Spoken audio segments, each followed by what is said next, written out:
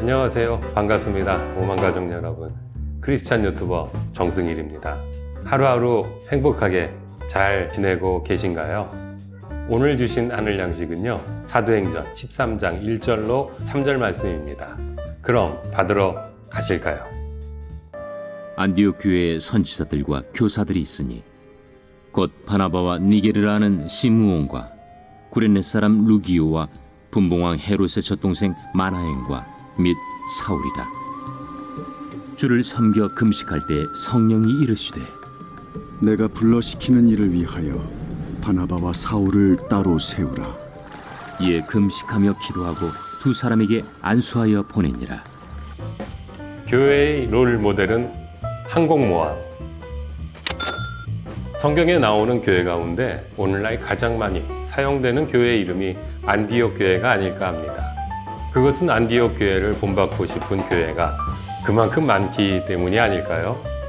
오늘은 안디옥 교회가 어떤 교회였는지를 생각해 보면서 앞으로 우리가 추구해야 할 공동체의 모습, 교회의 모습을 함께 생각해 보려고 합니다. 자, 그럼 바로 출발해 볼까요?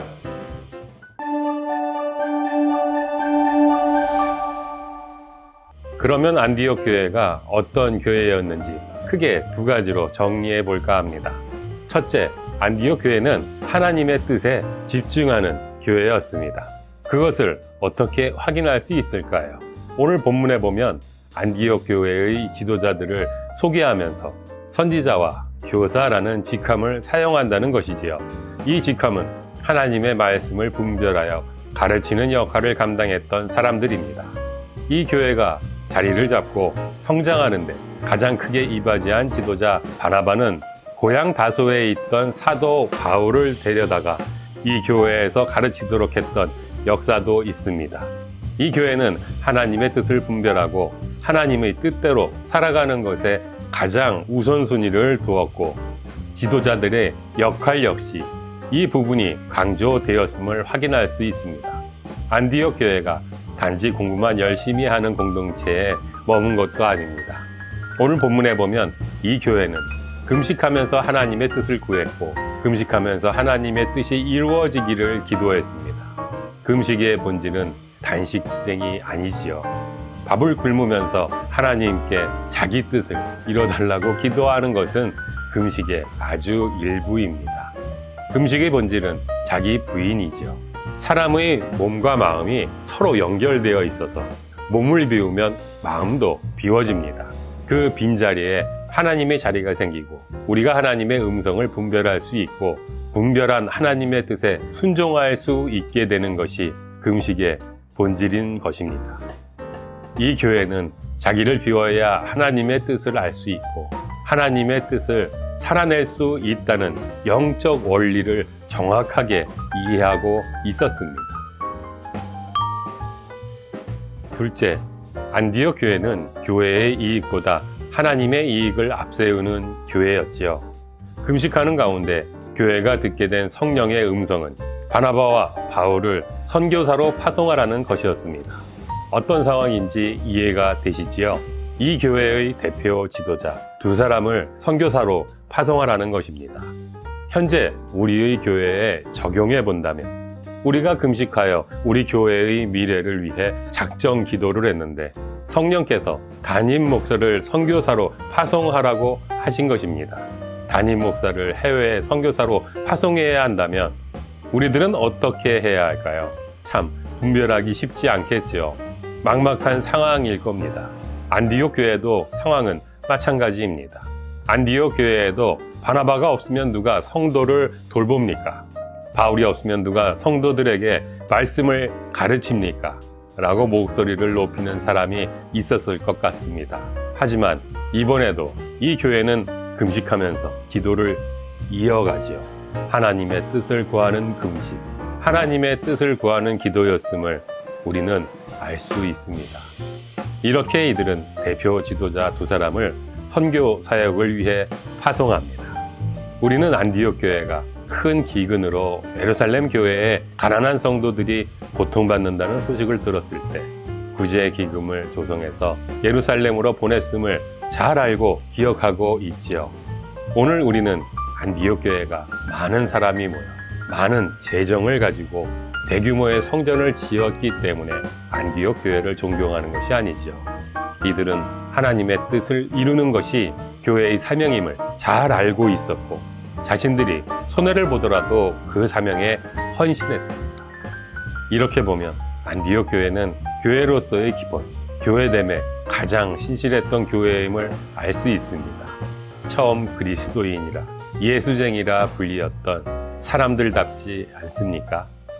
우리는 그래서 안디옥 교회를 존경합니다. 미국의 목회자 J.D. 그리어는 자신이 서술한 담장을 넘는 그리스도인이란 책에서 교회를 세 가지 종류의 배에 비유합니다. 첫 번째 유형은 유람선입니다. 교회를 유람선이라 생각하는 교인들은 교회를 스포츠나 문화, 취미 활동을 하는 곳, 자신에게 필요한 정보를 얻거나 생업에 필요한 인맥을 확보하는 곳으로 봅니다. 이들은 자신이 현재 소속된 교회가 입맛에 맞지 않아도 걱정하지 않지요. 다른 유람선들이 항구에 많이 있기 때문입니다. 선교회가 많은데 사실 실제 선교 사역을 그렇게 많이 하지는 않습니다. 대부분 신교 모임입니다. 두 번째 유형은 전투함입니다.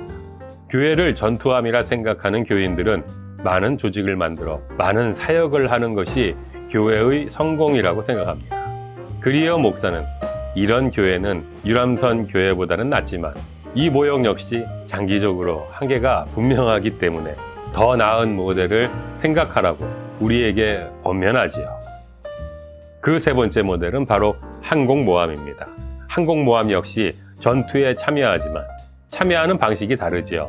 항공모함은 전투기들이 다른 곳에서 전투를 참여할 수 있도록 준비시키는 역할을 합니다. 기름도 채워주고 정비도 하며 무기도 장착하지요. 이어서 그리어 목사는 이렇게 말합니다.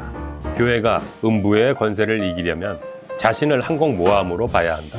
교인들은 지역사회 속에서 스스로 복음을 전하는 법을 배워야 한다. 교회 밖에서 사역과 성경 공부 모임, 심지어 다른 교회를 개척할 수 있어야 한다. 교회는 제자 양성소가 되어야 한다. 교인들이 적지에서 전투를 수행할 수 있도록 훈련해서 파병하는 파송 기관이 되어야 한다.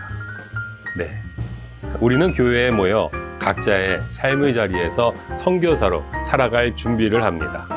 그리고 세상을 향해 나아갑니다. 그렇게 자신의 삶의 자리에서 말과 삶으로 선교 사역을 감당하지요. 그리고 다시 모여듭니다. 그리고 다시 떠날 준비를 합니다.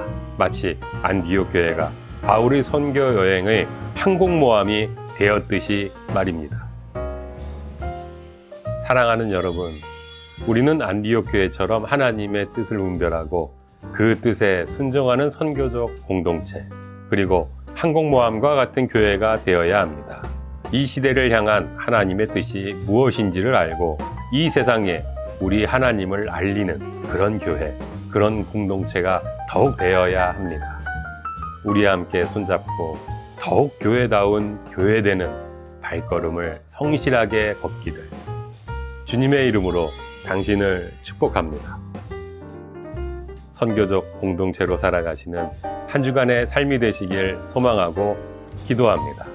지금까지 시청해 주셔서 감사합니다. 다음 주에 만나 뵐 때까지 행복하십시오. 이상 오늘의 만나 정승일이었습니다. 감사합니다.